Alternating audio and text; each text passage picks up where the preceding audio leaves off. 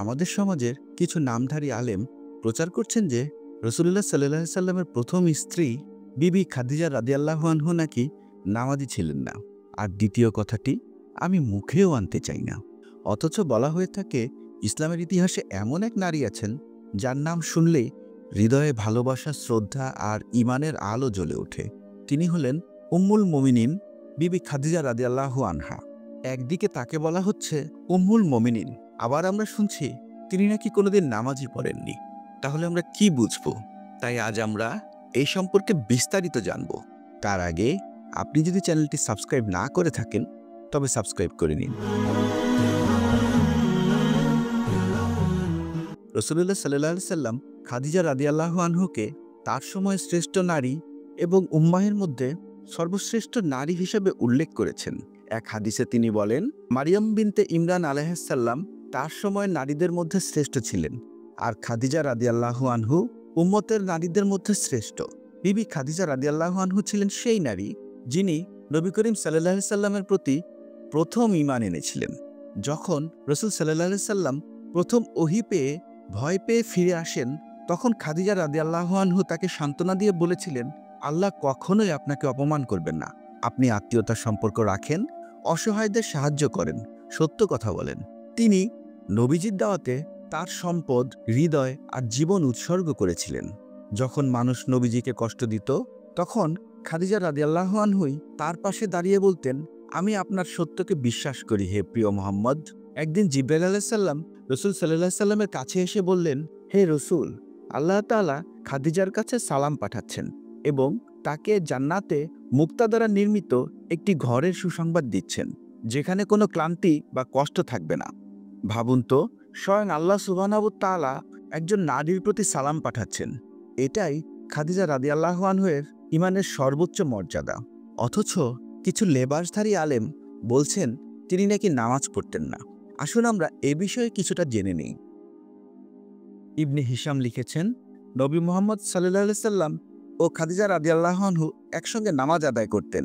পরে তাদের সঙ্গে আলী রাদিয়াল্লাহু আনহু যোগ দেন। অর্থাৎ ইতিহাসের প্রথম জামাতে ছিলেন মাত্র দুজন মানুষ, রাসূল সাল্লাল্লাহু আলাইহি সাল্লাম ও তার প্রিয় স্ত্রী খাদিজা রাদিয়াল্লাহু আনহা। এরপর ছোট বয়সে আলী রাদিয়াল্লাহু আনহা তাদের সঙ্গে নামাজে অংশ নেন। আফিক আল-কিন্দি নামক এক ব্যক্তি কিছু কেনাকাটা করার জন্য মক্কা এসেছিলেন। আব্বাসের বাড়িতে অবস্থান করছিলেন তিনি।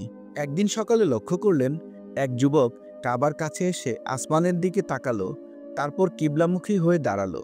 একজন কিশোর এসে তার পাশে দাঁড়িয়ে গেল। তারপর এলো এক মহিলা, তারা নামাজ শেষ করে চলে গেল। দৃশ্যটি দেখে আফিক আব্বাসকে বললেন, বড় রকমের কোনো কিছু ঘটতে যাচ্ছে? আব্বাস বললেন, হ্যাঁ, নওজোয়ান আমার ভাতিজা মুহাম্মদ, কিশোরটি আমার আরেক ভাতিজা আলী এবং মহিলাটি মুহাম্মদের স্ত্রী। আমার জানা মতে দুনিয়াতে তারা তিনজনই মাত্র এই নতুন ধর্মের অনুসারী। তবে সহিহ হাদিস হিসেবে এই ঘটনা বর্ণনা হয়নি।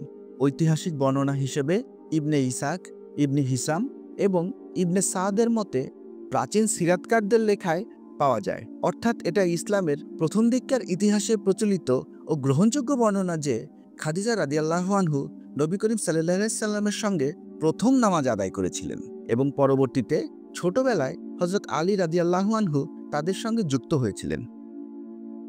এছাড়াও আরও একটি বিষয় লক্ষ্য করতে হবে, বিবি খাদিজা রাদিয়াল্লাহু আনহু ইন্তেকাল করেন নবুয়তের 10ম বছরে, আর রাসূল সাল্লাল্লাহু আলাইহি সাল্লাম মেরাজে যান তার পরের বছরে। আমরা জানি রাসূল সাল্লাল্লাহু আলাইহি সাল্লামের মেরাজের পর 5 ওয়াক্ত নামাজ ফরজ হয়। তার আগেই বিবি খাদিজা রাদিয়াল্লাহু আনহু ইন্তেকাল করেছেন। সে কারণে তিনি 5 ওয়াক্ত নামাজ আদায় করতে পারেননি, তবে তিনি নামাজ আদায় করেছেন। বিবি খাদিজা রাদিয়াল্লাহু আনহুর মৃত্যুর পরও রাসূল সাল্লাল্লাহু আলাইহি সাল্লাম তাকে ভোলেননি। তিনি প্রায়ই বলতেন, খাদিজার চেয়ে উত্তম নারী আমি পাইনি। এমনকি নবীজি যখন আয়েশা রাদিয়াল্লাহু আনহুর সঙ্গে ছিলেন, তখনও খাদিজা রাদিয়াল্লাহু আনহুর নাম শুনলে তার চোখে অশ্রু চলে আসত। হযরত আয়েশা বলতেন, যদিও আমি খাদিজাকে দেখিনি, তবুও তার প্রতি আমার হিংসে হতো।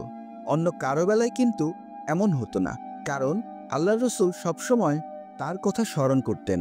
মাঝে মাঝে আয়েশা মুহাম্মদকে রাগিয়ে তুলতেন, বলতেন, আপনি একজন বৃদ্ধার কথা মনে করছেন যিনি মারা গেছেন। আল্লাহ তার চেয়ে অনেক উত্তম স্ত্রী আপনাকে দান করেছেন। জবাবে মুহাম্মদ বলতেন, কখনো না। যখন সবাই আমাকে মিথ্যাবাদী বলেছিল, তখন সে আমাকে সত্য বলে মেনে নিয়েছে। মুহাম্মদ বলতেন, আল্লাহ আমার অন্তরে খাদিজার জন্য ভালোবাসার সৃষ্টি করে দিয়েছেন।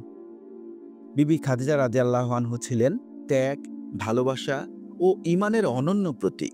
তিনি ছিলেন সেই নারী যিনি আল্লাহ ও রাসূল সাল্লাল্লাহু আলাইহি সাল্লামের সন্তুষ্টির জন্য নিজের সবকিছু উৎসর্গ করেছিলেন। তাই তার বিষয়ে কথা বলতে গেলে অবশ্যই আমাদের বুঝে শুনে কথা বলা উচিত। আল্লাহ আমাদেরকে বুঝে কথা বলার তৌফিক দান করুন। আমিন।